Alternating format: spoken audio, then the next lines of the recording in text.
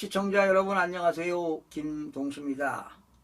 수백억 원대 횡령 그리고 배임 혐의로 대법원에서 징역 2년 6개월에 벌금 1억 원 확정 판결을 받고 수감 생활을 한 부영그룹 회장이지요.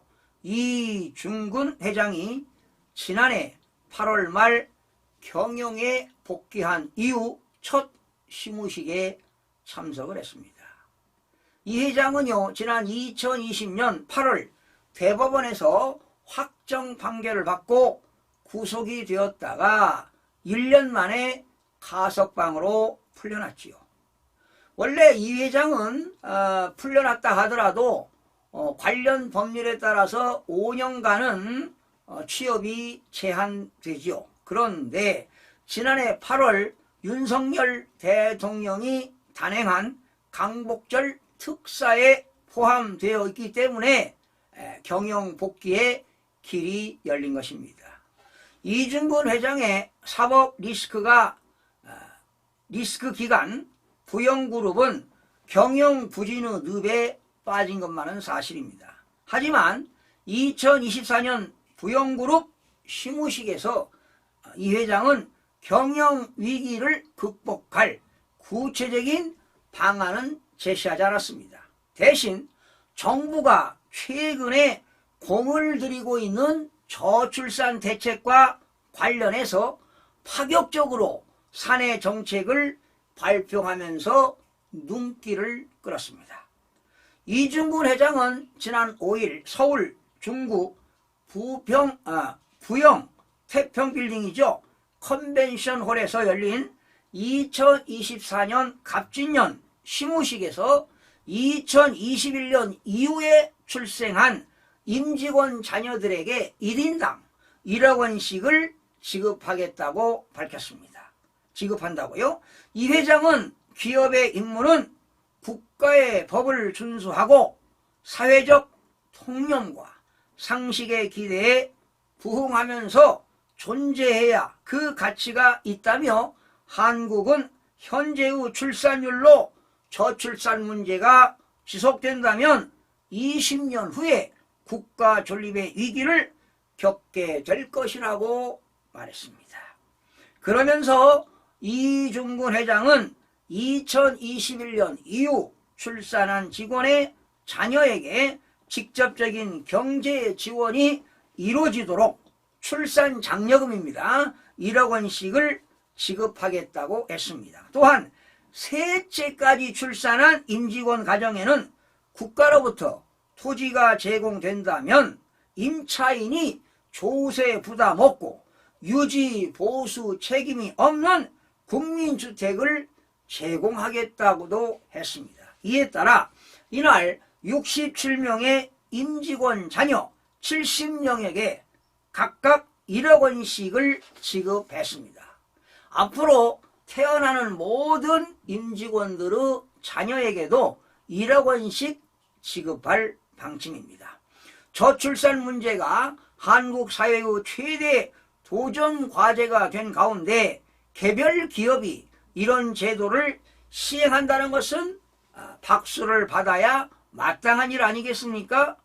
부영 이외에도 최근 직원 출산 장려금을 도입하거나 증액하는 기업들이 늘고 있습니다. 그런데 기업들에 이렇게 선의적으로 직원들에게 출산 장려금을 지급하는데 문제가 되는 게 뭐냐? 세금 문제에 걸려서 훼손될 처지에 있습니다. 여러분, 출산 장려금으로 직원들이 받게 되면 소득이 늘어나는 거 아니겠습니까?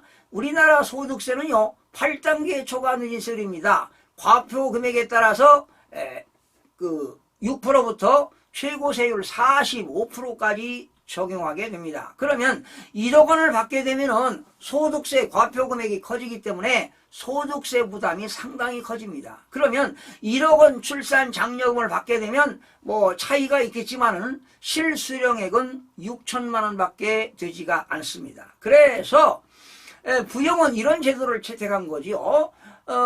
출산 장려금 1억 원을 주는데 세금 부담이 커지니까 부영에서 자녀들에게 증여를 한 겁니다. 그러면 부영에서는 증여자가 되고 자녀들은 수중자가 되는데 증여를 하게 되면 당연히 증여세를 내겠죠. 그런데 남남이기 때문에 공제받는 금액이 없습니다. 배우자에게 증여하면 6억을 공제받고 부모가 성년에게 증여하면 5천만 원 공제받고 미성년자에게 증여하게 되면 2천만 원 공제받고요. 육촌인의 혈족이라든가 사촌인의 친족에게 친인척에게 증여하게 되면 1,000만 원을 공제받는데 지금 이거는 남남이기 때문에 공제금액이 없습니다. 그러면 부영회사가 그 자녀들에게 1억을 증여하게 되면은 공제금액이 없고 증여세 과표가 1억입니다. 그러면 1억일 때는 증여세 세율이 10%입니다. 1억에서 5억은 20%입니다. 그러면 1억까지 10%니까 수중자가 1,000만 원을 증여세를 내게 되게 되면은 실수령액은 9천만 원이 되게 되는데 이번에 부영이 증여를 했습니다. 그러니까 직원 자녀들이 증여세 1,000만 원을 내고 실수령액은 9천만 원이 되었다 이런 얘기입니다. 자, 그러면 우리나라 현행 세법에서는 어떤 방식으로 지급해도 기업과 직원이 모두 세 부담을 줄일 수는 없습니다. 그러니까 소득세로 보게 되면 한 4천만 원 세금 내고 증여를 하게 되면 1,000만 원만큼 내는데 자 그렇다면 문제가 있다는 겁니다. 출산을 장려할 목적으로 지급했는데 세금 부담 때문에 기업이라든가 받는 사람 입장에서 부담이 있다면 이런 것들도 사회적으로 문제가 있다는 겁니다. 그래서 우리나라는 비교 대상을 찾기 어려울 정도로 지금 출산율이 급감하고 있습니다. 지난해 학계 출산율이 0.7명이었어요. 그런데 아마도 올해는 0.6명으로 떨어질 것이라는 전망까지 제기되고 있습니다. 정부가 온갖 정책을 발표하고 예산을 투입해도 좀처럼 효과를 내지 못하고 있는 실정입니다. 이럴 때 기업들이 목돈을 마련해서 그 직원들에게 출산 장려금을 준다면 가시적인 효과를 기대할 수 있습니다. 그러면 무엇보다도 집값이라든가 육아 부담을 상당 부분 해결해 출산을 촉진할 수가 있습니다. 그러면 기업 입장에서도 직원들의 예사심과 장기 근속을 유도할 수도 있습니다. 긍정적 측면을 모두 고려한다면 출산 장려금에 대한 세금 감면, 세수 확보를 상쇄하고도 남을 것입니다. 우리보다 먼저 저출산을 겪은 서유럽의 사례를 봐도 정부와 기업이 힘을 합쳐서 위기를 극복할 수가 있습니다.